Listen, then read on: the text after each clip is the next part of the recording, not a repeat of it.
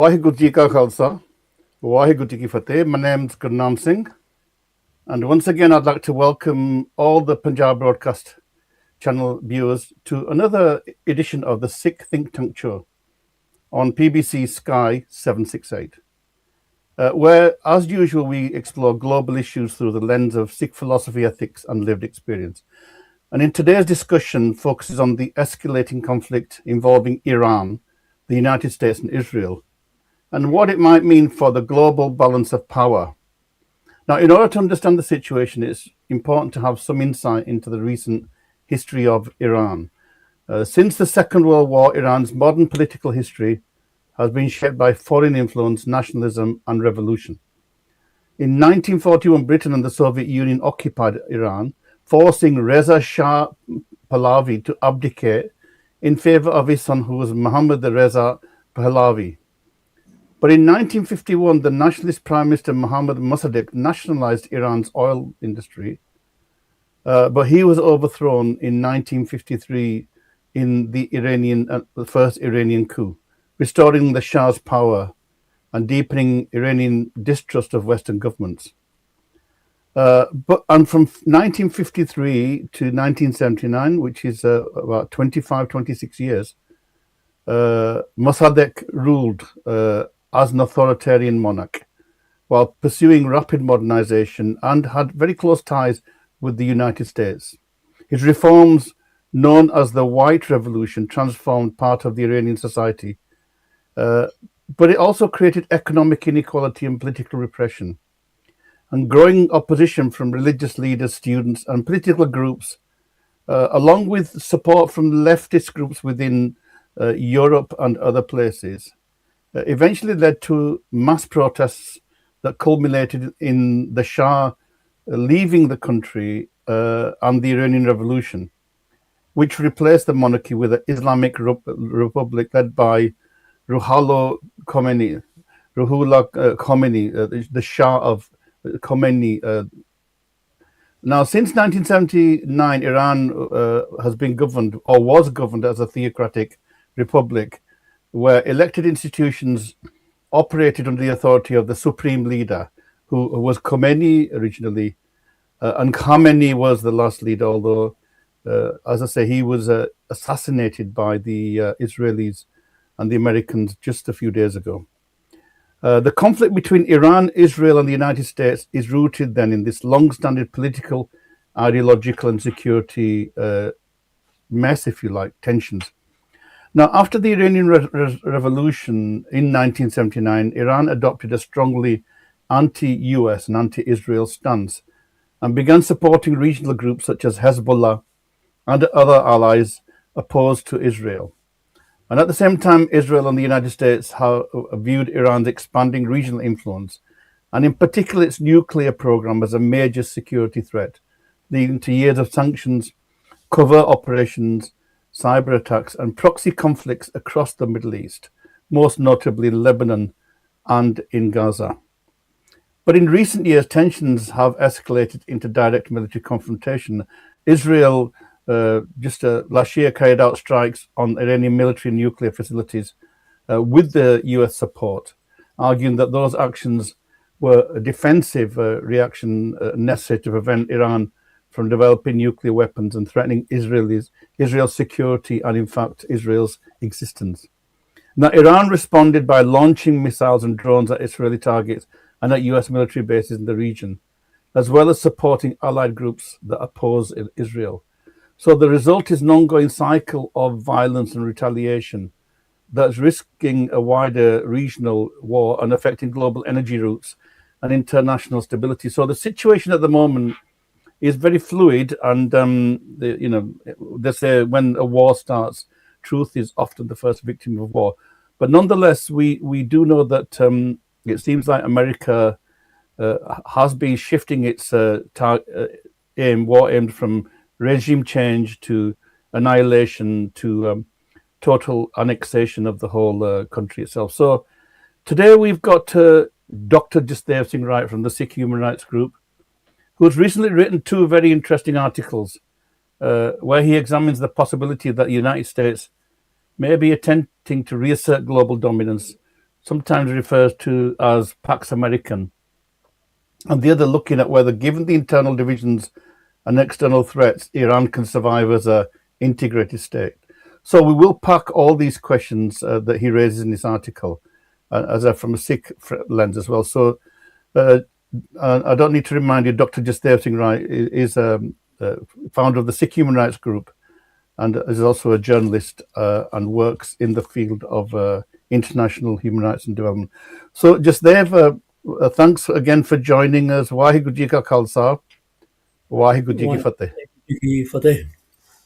Yeah, so I'll just give a very short history there of how we've got to where we are. I'm sure it's much more complex than that, but I guess your articles actually throw up a lot of questions, and we could spend maybe the next few weeks exploring each one of them. But just to begin with this, in the first article, the main kind of thesis is that you're posing the question whether, what is the aim of the United States really? Is it to restore what might be called Pax American, or is it something less than that? And why is Iran such a critical focal point in geopolitics at this moment in time?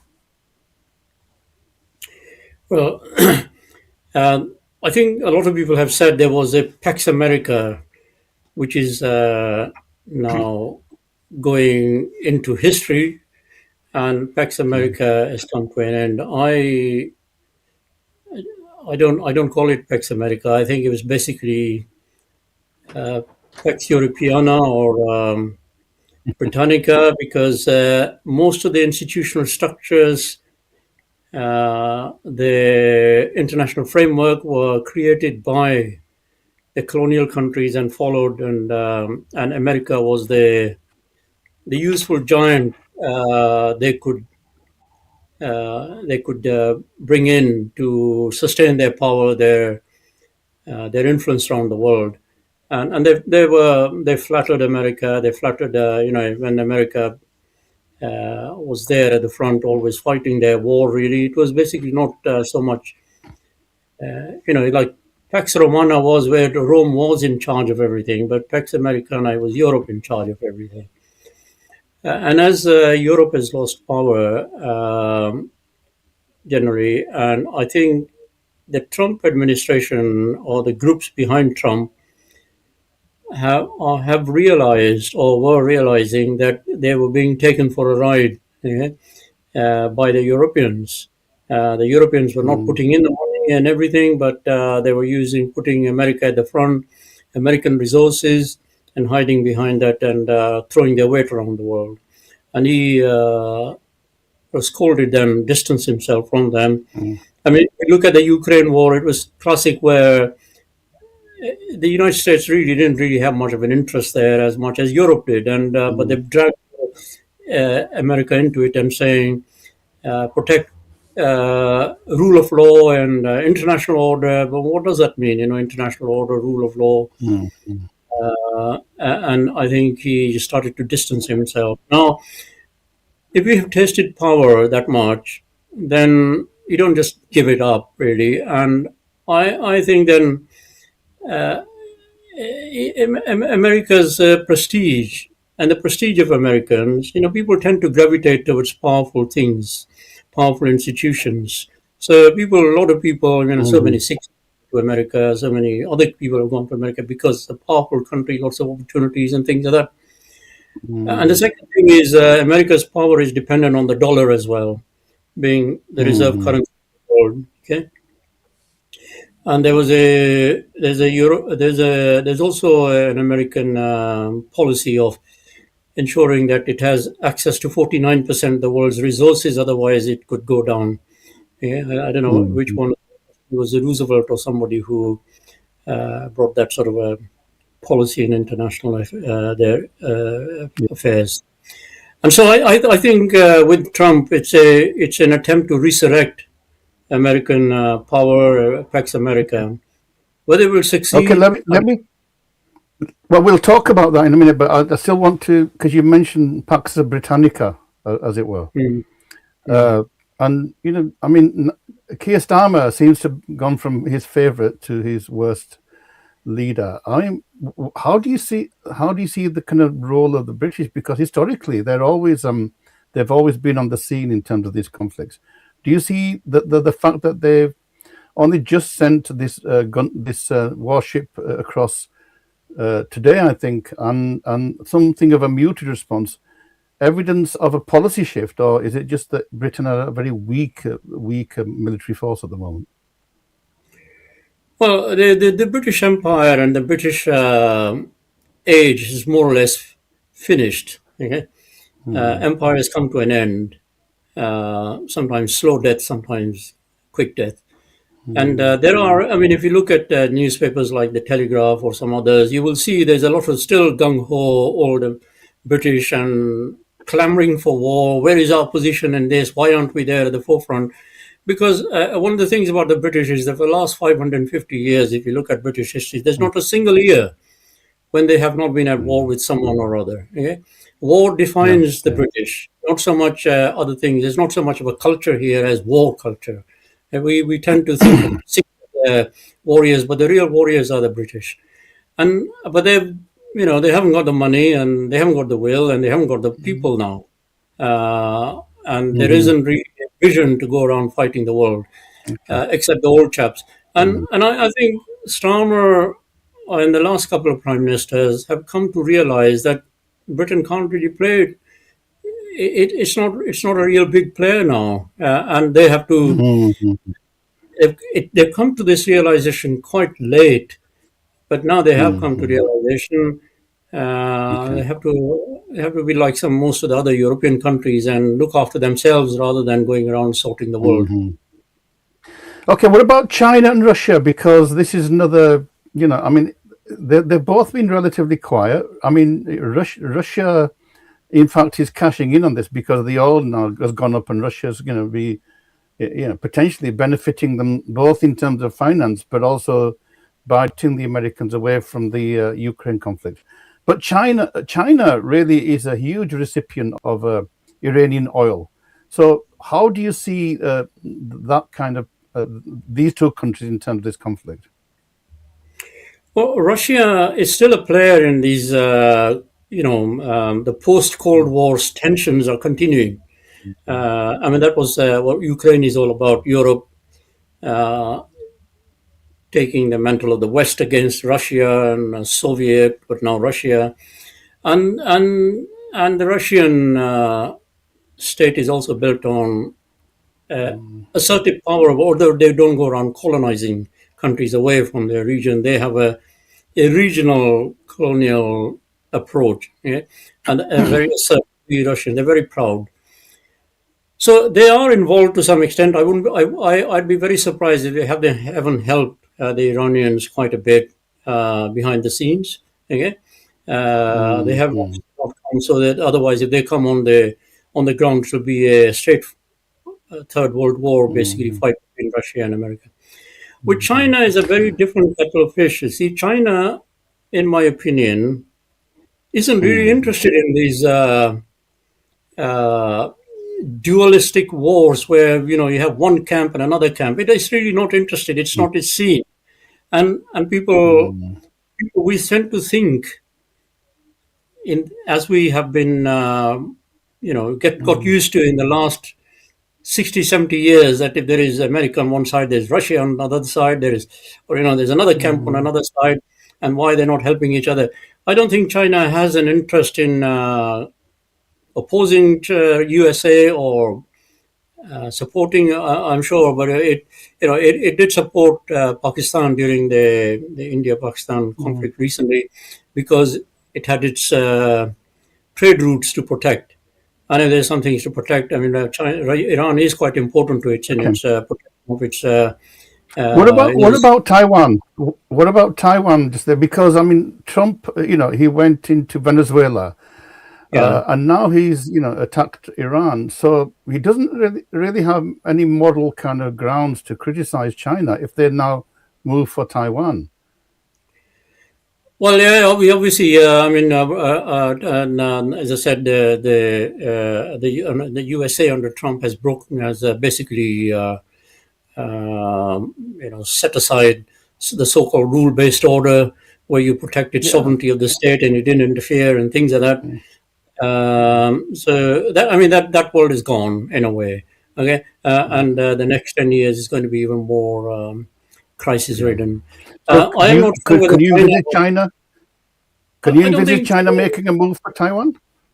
China is. I mean, there's been articles saying that China will make a move in 2028, and that has been its plan all along. And I don't think China really Mm. cares about whether what Mm. the world is going to think about its move into Taiwan. It's not really ruled and it's not influenced by the so-called international rule-based order. It doesn't really care about things like that. Yeah. So it's going Let to move me into ask. Taiwan, whatever Okay, happens. let me ask you about the nuclear weapons, because if we look at Israel, Israel's main argument is that they don't want Iran to have a nuclear weapon because Iran has threatened to destroy the state of Israel. That seems to be their primary kind of reason. But on the other hand, if you look at, say, North Korea seems to have been emboldened in developing their nuclear weapon because they see that as the only prevention against the United States or other forces going in there. So I mean, wouldn't it have made more sense for Iran to actually have a nuclear weapon?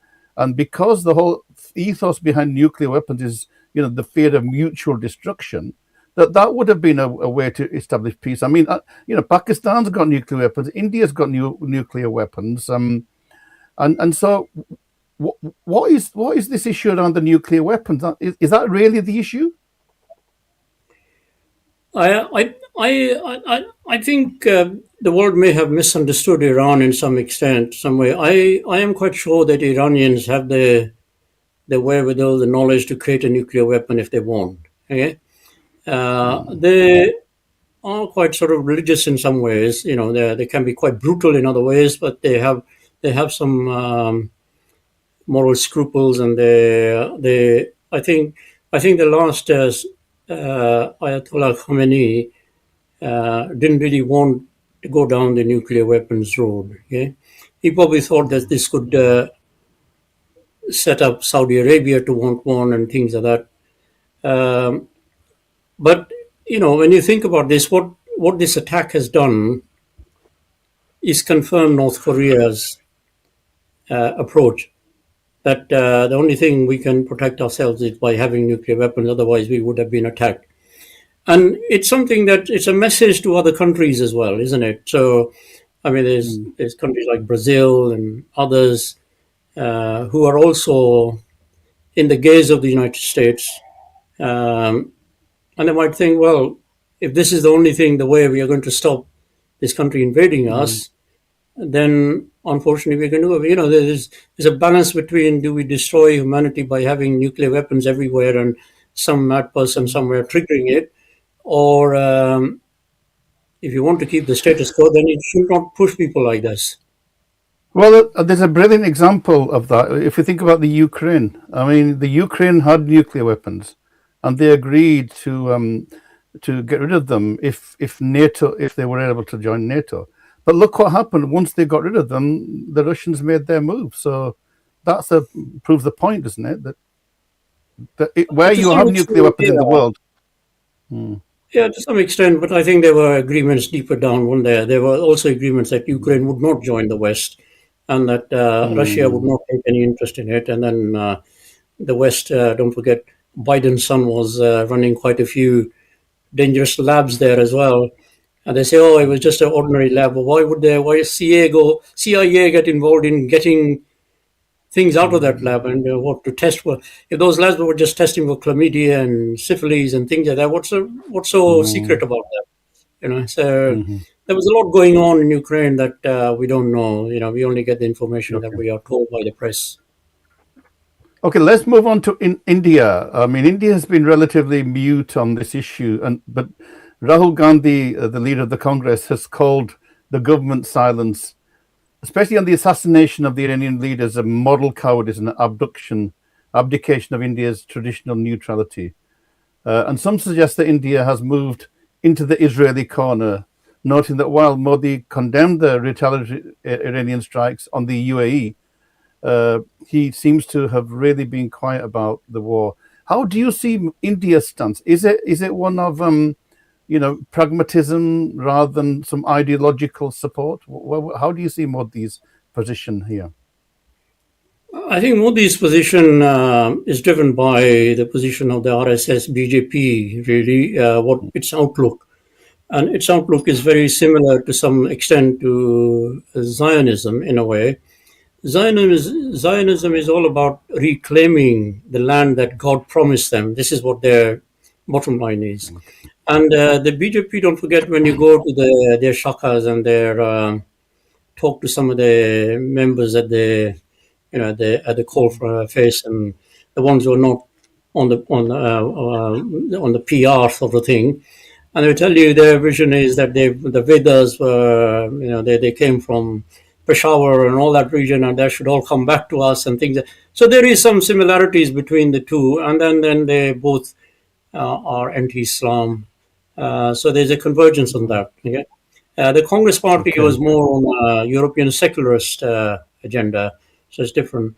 And then Modi now is a bit lost. I remember in 2001 there was a resolution introduced by Pakistan against India on Kashmir, and it had the support of Iran and Saudi Arabia. Yeah?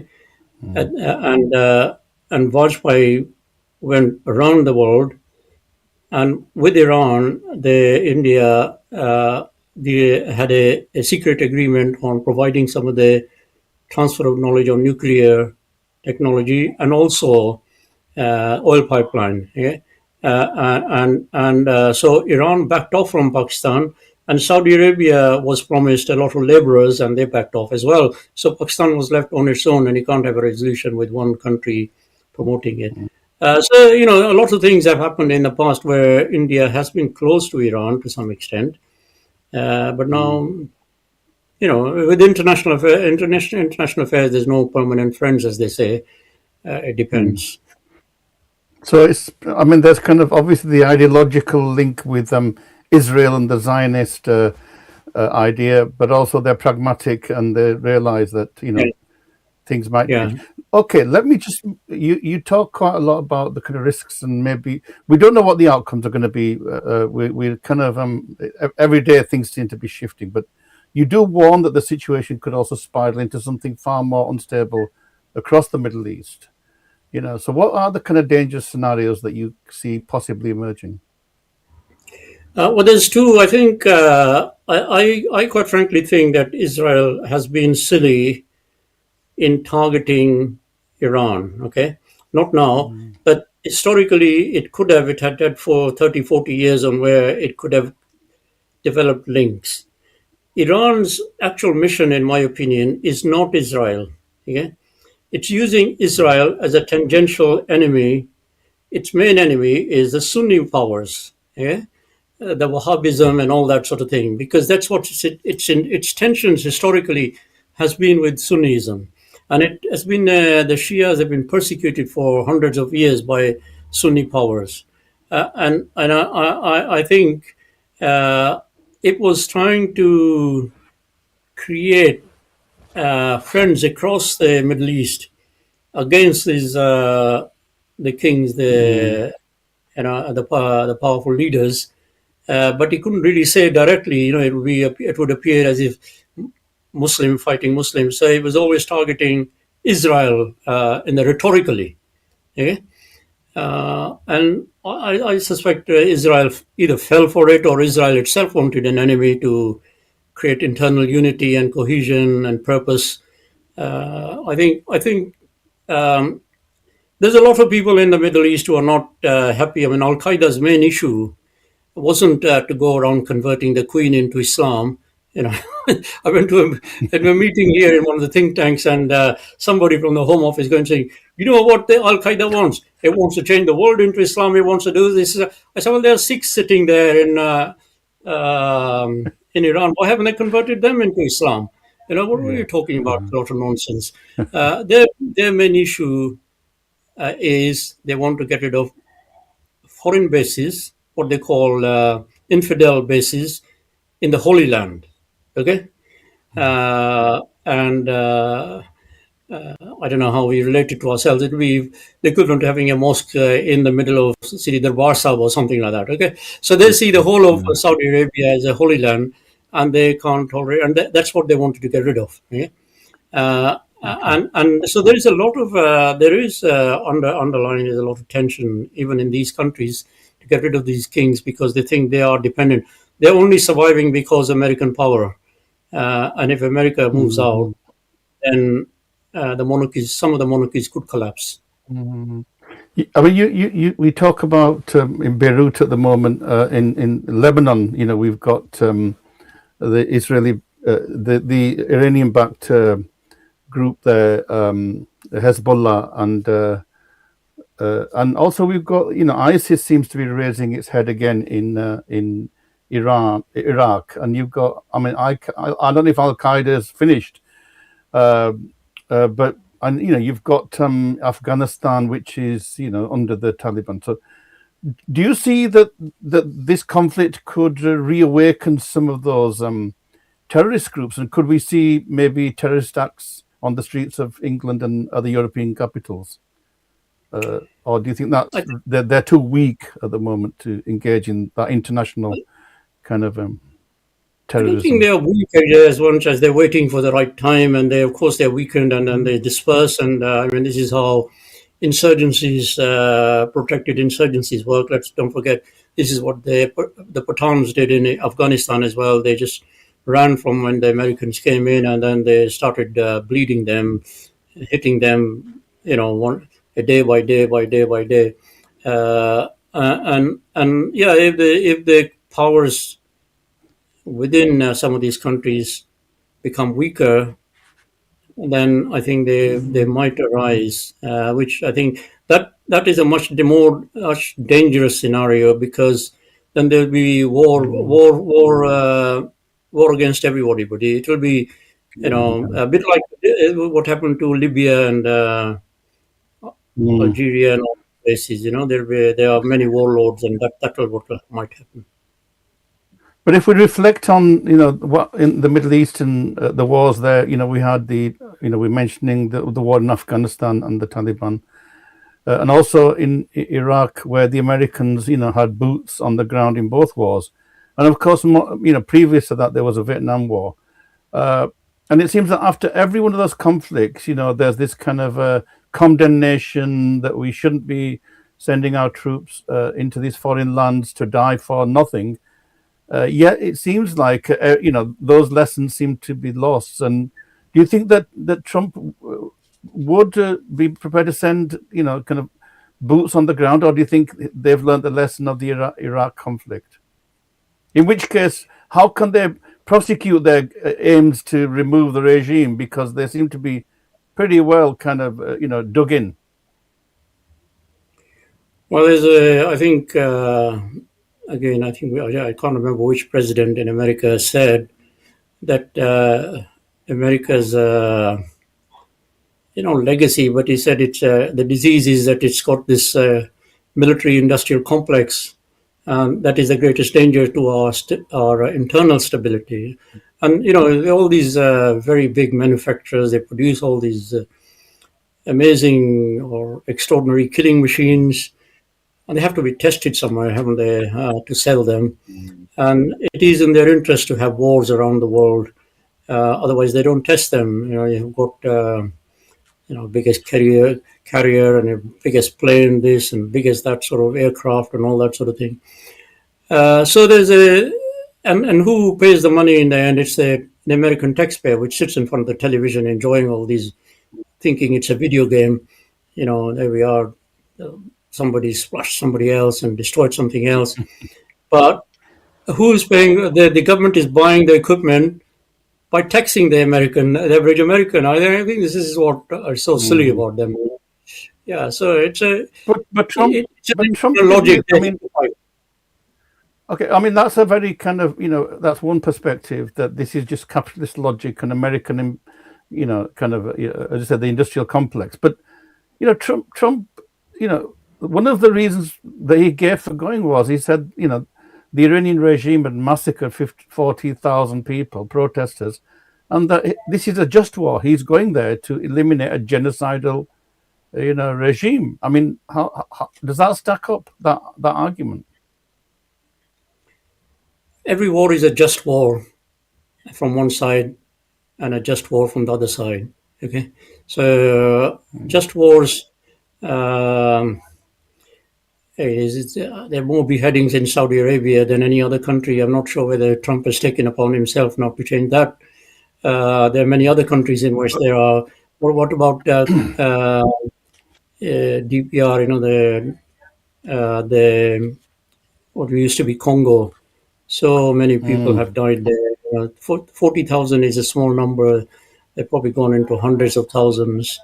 It just it's a just war is always a reason to sell to the middle classes. As Mm. Blair tried to do with the Iraq War. Yeah, okay. I'm going to move on to your second article a bit more now, because in that article you give us a very interesting account of Iran's kind of internal dynamics and some of its strengths and weaknesses. Yeah. Now, I know it's early days at the moment, and I'm pretty sure that the Americans probably thought that the regime would collapse overnight. Because they kept making comparisons with Venezuela, and that this would be a swift operation, and they'll be able to put in their puppet very quickly. But you said that maybe Trump may have underestimated the resilience of the Iranian system, and this very distributive kind of power system. This that in fact, you said that the Iranians were probably planning for many decades for this scenario. So why did the United States expect Iran's regime to collapse so quickly after attempts to eliminate its leadership? And why has this expectation not materialized? I mean, surely the American intelligence would have known about how the regime had kind of, shaped its own defense, would it not? I think we tend to think there are often very rational people at the top of many decision making. Okay, and they're not. I mean, look Mm-hmm. at what happened in 1984. The Indian state was very confident it would take over and everything will be over in a month's time. And 20 years or 40 years later, it's still worried about withdrawing most of the police force there or reducing its numbers in case something else emerges. So this miscalculation where there is overconfidence, you have a lot of machines, you have a lot of zap machines, you can destroy everything, and you think, well, and you also tend to, it's very difficult for people to start thinking that other people may be different. So the average American is powerful, wants 2 cars or 10 cars or a plane and things like that. That is, every American wants to be Elon Musk, but every Iranian may not want to be Elon Musk. They probably just want to uh, have a life in afterlife. So they, people are driven by different things, and when we make the mistake when we think everybody else is also greedy, and we take the powers off, and then everybody else will succumb. I think there may have been a miscalculation. I mean, there are plenty. I mean, if you look, I don't know if you ever read some of the critical books on how the Edward, decisions were made in. Edward Said's work, Edward Said's work, of course, was the Yeah, no, classic no, one where the West had. there's a chap called Blumenthal who's really exposed uh, how the American administration made decision in the Iraq War, and they were aware these things could happen. They were aware, they were being warned that once you go into Iraq, this is going to happen. So it's not as if there were not people who were not telling them, but there was overconfidence. Oh no, they, dismiss it. This is silly. It won't happen. And I suspect this is what they may have had some conversations with some people. They've got agents in there who may have said, "Oh, Mm. yeah, you come in and we'll take over." Then, but it hasn't happened. But given Trump's kind of track record on most kind of policy issues, is it plausible that he just is not interested in those kind of questions and he just wants to kind of, fire bullets and throw bombs? Although he came in and said, "I want to end wars," that was his, and that he wants to, as it were, stop America, bothering itself in the world, and he seems to now have totally gone on his own words. So is it just Trump firing from the waist? When Obama became president, One of my colleagues in the hospital, mostly white consultants, were saying, "It's great, isn't it? It's going to be a change in America, and everything is going to change." I said, "No, it's not. Never. No, nothing is going to change. Okay, the system remains the same. The man at the top is just a puppet. He comes in, he makes a lot of noise to get to that place, and then the system tells him what to do."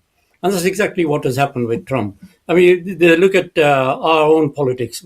They make huge amount of promises to come to power. Once they're in power, those promises wither away. So he made promises. He latched on to what is going to get him into power, but then the system isn't going to let him get away with it. It's just, But the he's a Democrats, but the Democrats are staunchly opposed to this war, which is quite unprecedented. Because normally you find that the both kind of parties, will go behind the president. They're staunchly, and even some Republicans are asking questions. So, is this just Trump on his own? Because he didn't even follow the normal procedure, which would be to have a debate in the Senate or have a vote. Is it Trump isolating himself? Could this be his Achilles heel? Well, I mean, I'm sure it's not just Trump on his own. I mean, he probably was inclined that way. After Venezuela, probably became quite convinced that we have the technology and we have the means and we have the intelligence to do these sort of things with minimal damage to ourselves. And we can do that. We can pluck Khomeini out, and that's it. Okay, or plug him in and kill him, and then everything will fall into place. And then there's a cascade of yes people around every leader who say, "Yeah, you can do this. We can do this." And don't forget the generals. If you're an army general, look, you are an academic. You go there. You want to teach people. You want them to succeed and things like that. That's where you get your satisfaction. You're an army general. All you do is sit there playing war games and no real war. What is your purpose? You want a war to Yeah. prove yourself that you've done something, and you're always going to tell the administration, "Let's do this. Let's do that. We can do this. We can do that." So the internal dynamics of these, we sometimes forget there's a lot of internal dynamics pushing towards these sort of things. Okay, Yeah. but just back to the internal dynamics of the Iranian kind of state.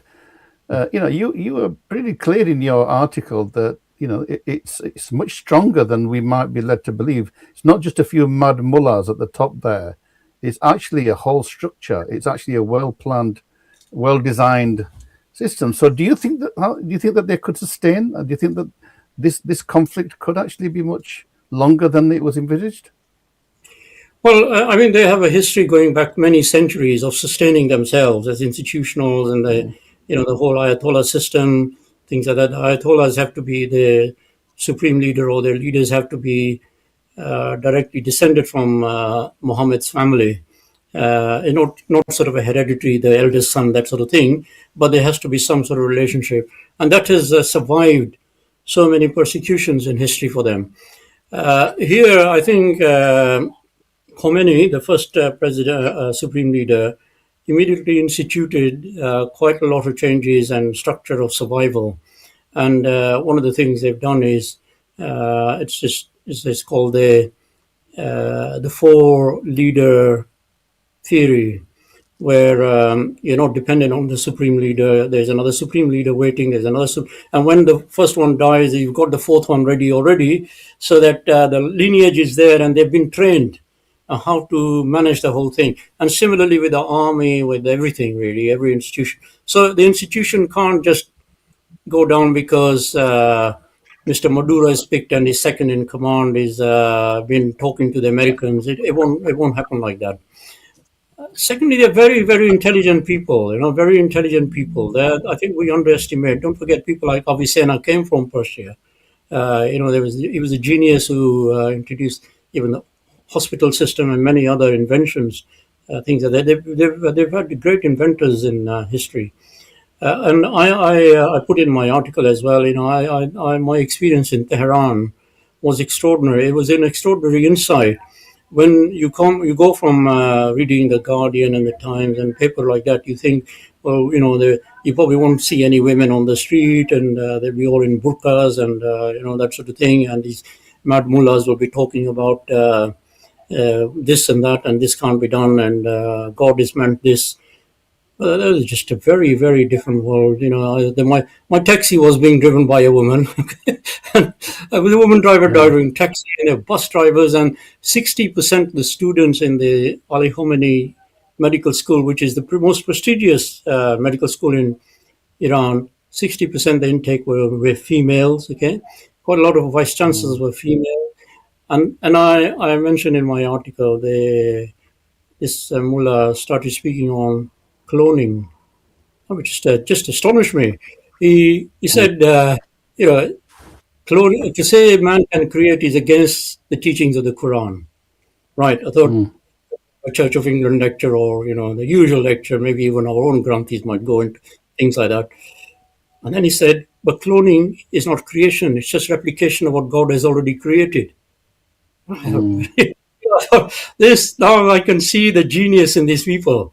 And there was a Sunni doctor sitting next to me. He said, "This is blasphemy. This is blasphemy." I said, "It's not blasphemy. This is why you've got the white men to make oil rigs for you, and these people are now developing nuclear weapons, and that's the difference. They have reinterpreted the Quran to support science and mm. economics. They're very intelligent. They're not silly Yeah. people." So let's just look at this because I don't know if you say this, but I think you imply this in your piece that maybe Ayatollah Ali Khamenei he planned his death. Because there's this idea of martyrdom which is very powerful within Iranian culture. In fact, some people say that the Sikhs have the Sikhs have got this idea of martyrdom from the Iranian kind of culture, but that's a different issue. That actually he was old, he wasn't very well. That in fact this was part of the plan, and his son's coming now. Do you think that's plausible that this was part of the plan? Because you would have thought otherwise. They would have been well protected. They would have actually been in underground bunkers with knowing that there's going to be an attack. Well, of course, in the first war with Iran, the one before, he had gone into bunkers and protected and things like that. And so there was no reason why he should be there. Don't forget, I mean, we can make again a similarity within Sant Pindrawale. He knew he was going to be attacked, he knew he was going to be killed, and he sat there in a Caltech sub and fought back. And, people, I think the Indian media was saying, "Oh, when the attack happened, he will show that we will know that he's a coward. He will come with hands up, or he will negotiate." Many colleagues were thinking he would negotiate with the Congress and say, "Please don't attack," and that's but he didn't. He sat there and said, "Right, I'm fighting it to the end." Okay, and this is what this Ayatollah has done as well. I think what he miscalculated was when he would be attacked, and his family sort of went with him, unfortunately. But he already had cancer and things like that. So the choice between becoming a legend and dying of some disease, he chose to become a legend. Okay, so I mean, you're right to say that the West has demonized Iran, it's demonized Islam, that these are, barbaric, uncivilized people, just like the colonialists did when there was the empire. And on the ground, you said that in some senses it's quite a progressive society, relatively speaking. But then you've also got the kind of, the track record on persecution of Iranians. Now, is it a particular ethnic group that seems to be more targeted, or is it a general kind of state persecuting the population? We had 40,000 people killed that were protesting on the campuses. We have students protesting. So how do you reconcile these two different images then? Well, I don't really. I mean, I'm not making any excuses for them. They are in power. They can be quite brutal. We don't know the 40,000 figure is just something that come from here anywhere.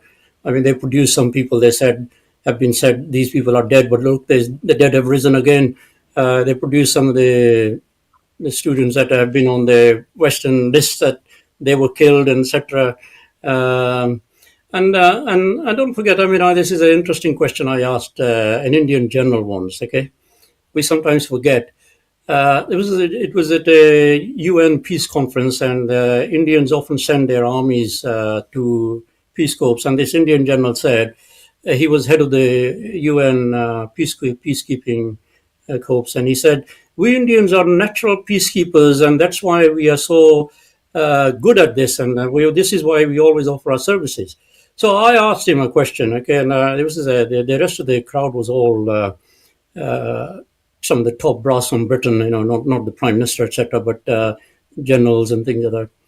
I said, look, sir, I'm in Britain and my passport won't be taken away, and I think I won't be in prison and in a free speech. Can I ask you, how do you reconcile that you kill 10 to 15,000 Indian citizens every year, the Indian army, and you can go around keeping peace around the world?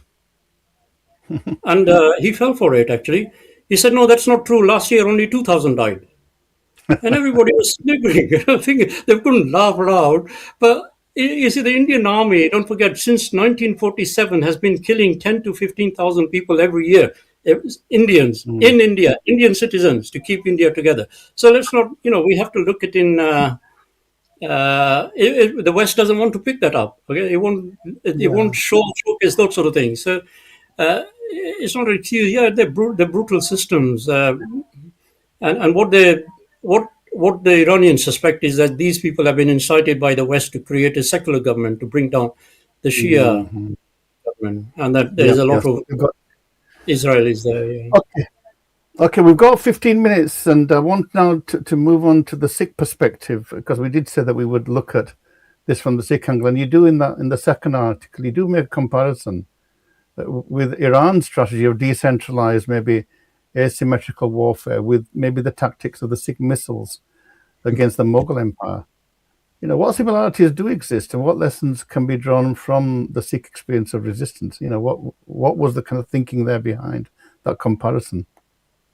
I think after Guru Gobind Singh Ji was assassinated, and Mm. then Banda Bahadur became leader uh, of the fighting forces. Then I think the Sikhs took a different approach, and rather than being dependent on one single leader, they created this confederation. We often say they are Mm. divisions, but I think there was a deliberate policy of not sort of coming together as a leader, because when you take the leadership away, you destroy the community. The community is without a leader, without direction. So 11 missiles, they were all often seemed to be acting against each other, but they had a common purpose, and that was to destroy the Mughals. And they were bleeding the Mughals from time to time. If one missile went down, the other one came up, and they had time to recover.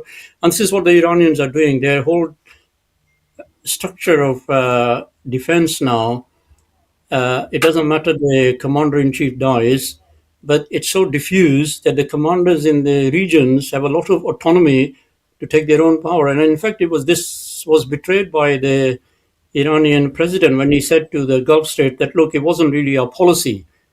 And then he was told off by Iranians. It is their policy. They gave the commanders the right to do what they want.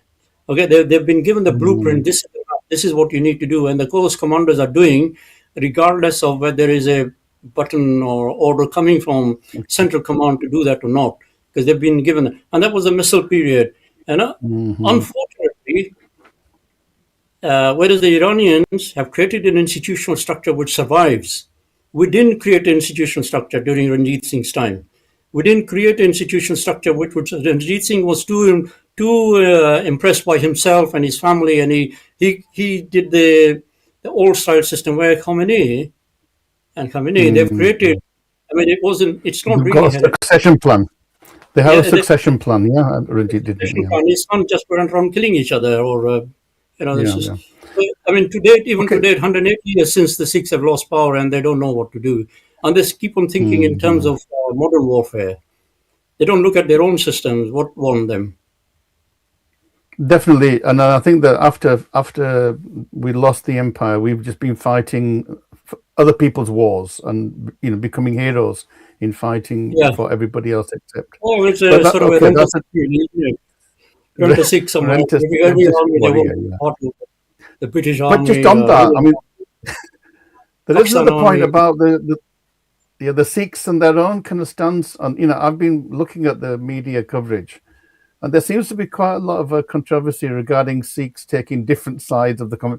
There's one side is standing with Iran, and then there's the other side who are standing with America, and you know. where should Sikh stand? I mean, should we just kind of shut up, or I mean, where should the Sikh sentiment be here? I mean, does anybody care what the Sikhs think? This is a Well, question, we really, do, isn't it? Yeah, we do. yeah. We haven't even got our own house in order. We can't even run a gurdwara properly. So what are we going to run? So it doesn't matter what you can shout what you want. I mean, for instance, I'm neither against Iran nor for Iran nor against America nor for America. It doesn't really matter. I've just analyzed things the way they are. I'm not hoping that Iran survives, or not hoping that it survives. I've said this is Yeah, what is the reality on the ground. If people think they can make some statements for USA, and then the USA will back them up and say, right, let's make Khalistan now. It's a sort of naive, stupid, childish thinking, really. yeah. But what about from kind of Sikh ethics and just war theory? Guru Gobind Singh Ji in Zafarnama, makes it very clear when he says, "Chukar az hame hilte dad just halalas than bashamshir dust." You only go for weapons and the sword when other means have been exhausted. There were negotiations, and in fact, apparently there were quite advanced negotiations. So, in the just war Sikh perspective, this is an unjust war by the Americans. Therefore, we should stand with the victims, surely. Yeah, well, what have we got? I mean, what have we got to offer apart from boisterous statements? I mean, you only have, well, at least Guru Gobind Singh's time, they had an army which could make an impact, couldn't it? I mean, this is just. Yeah. I mean, I don't mind. I'm But not reading playing between, down the stakes, but when you have nothing, no power, and then you can, you, when you have no money, you can yeah, imagine yourself to be Elon Musk. Uh, yeah.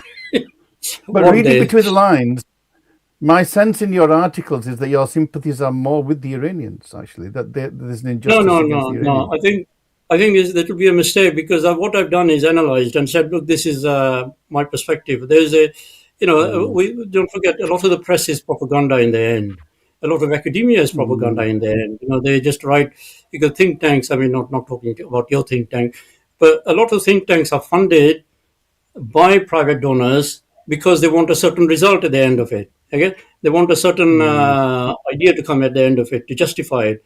So I'm saying, mm, look, I'm not, I'm not, I don't have any stakes in this. Okay, this is, in my opinion, this is where America thinks it is coming from, and this is where it may make the mistakes, and this is where they're underestimating the Iranians. And don't forget, I also say yeah, it'd be good if the Iranians and the Jews can find some common empathy that they have gone through the same sort of history of persecution from others yeah, and from the same people.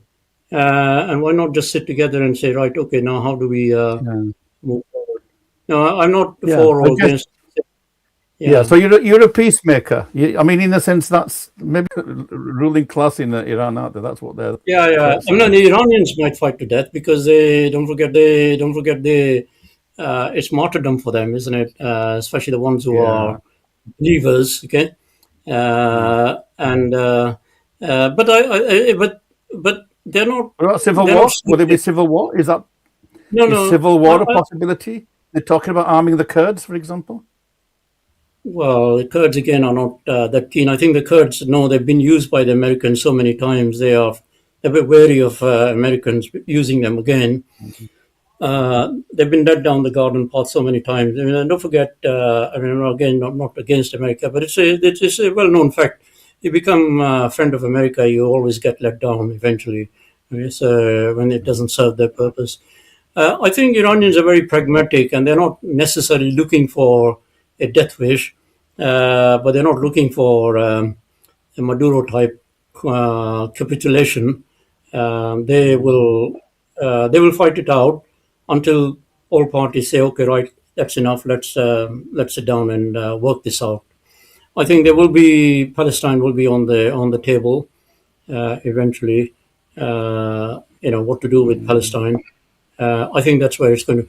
What will happen with the monarchies? I don't know. It depends if the solution if they sit down quicker and if Trump suddenly realizes that the tide is turning against him from the people, then the monarchies will survive. But if it carries on, they could be in danger.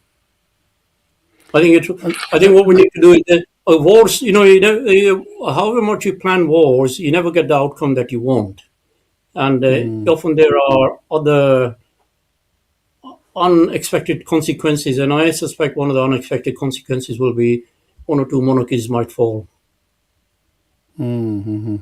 so, just in terms of the role of China, as I said, China has been relatively mute on this. Do you think that they could step in to play a kind of peace brokering role here? Do you think that could be a possibility? Um, they could, but I think the USA is too proud to let them take the baton. But I think the Chinese will be involved to some extent behind the scenes with Iran, and but they've also been involved with Israel. But as I said, they're not into these duels where you have one side and the other. They're not ideologically driven. They may have this communist state, but it's not something that they want to convert the world into. So, do you think that if we think about the Israelis, because clearly they're an important player here, they do you think that the Israelis, if the military kind of might of Iran is dismantled, the nuclear weapons are totally destroyed, do you think that Israelis would be happy then just to say that's it, we've achieved our aims? And do you think Trump there could be left on his own, or do you think Trump would just walk away? I think if Iran is completely destroyed, there will be peace for a little while. But I think in Israel's inherent dynamics is such it's not a state at ease with itself. Yeah? There's a contradiction. I met some very religious Jews at the UN and other who said the whole idea of the Israel state is against the Judaism and that it has destroyed Judaism. So there's and the Israel. Don't forget the people at the forefront of most of the Israel state are not religious people. They say it's a secular state for the Jews.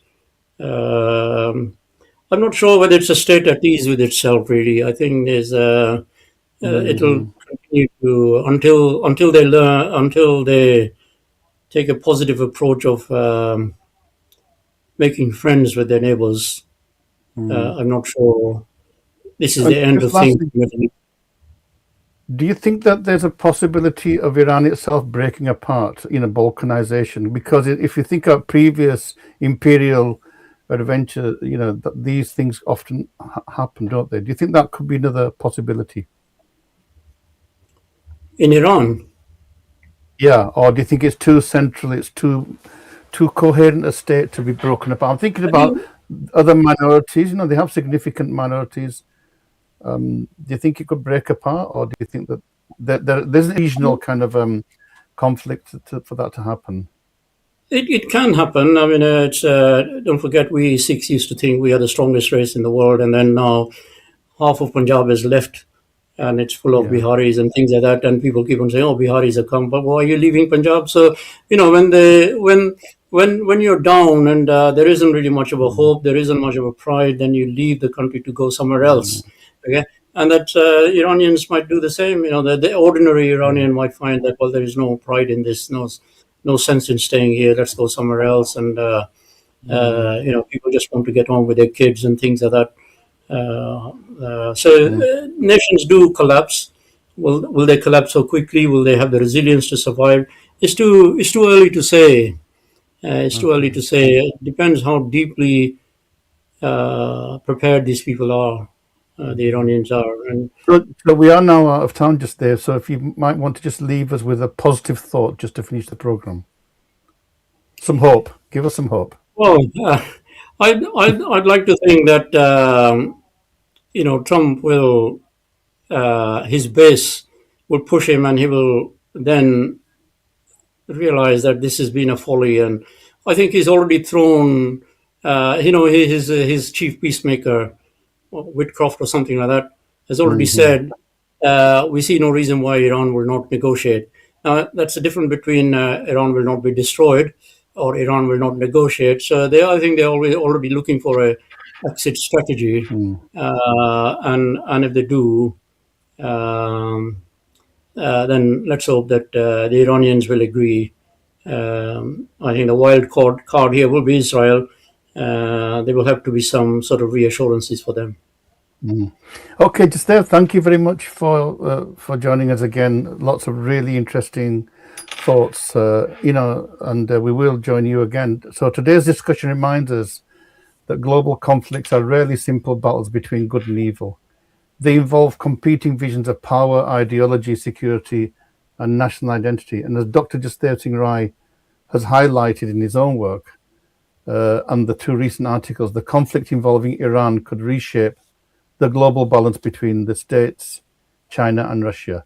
It may even determine whether the world moves forward towards a renewed American dominance or a multipolar order or a prolonged period of instability.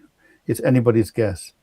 And from the Sikh perspective, I think that we can say that the teachings of the Gurus encourage us to think deeply about justice, about the ethical use of power and the protection of humanity.